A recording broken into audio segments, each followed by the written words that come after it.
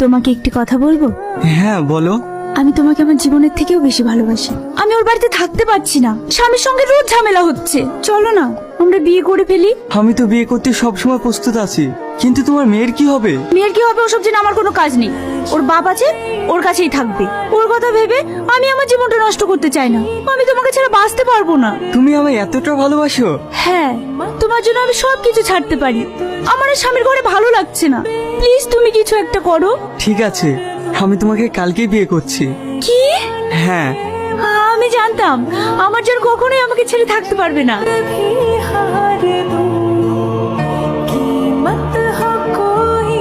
কি ব্যাপার মাহি, তুমি এখানে চুপচাপ বসে আছো, বাড়ি যাবে না? হ্যাঁ যাব, কিন্তু আমাকে কেউ এখনো নিতে আসেনি। তোমার মা বাবা কেউ আসেনি? না। ঠিক আছে চলো, আমি তোমাকে নিয়ে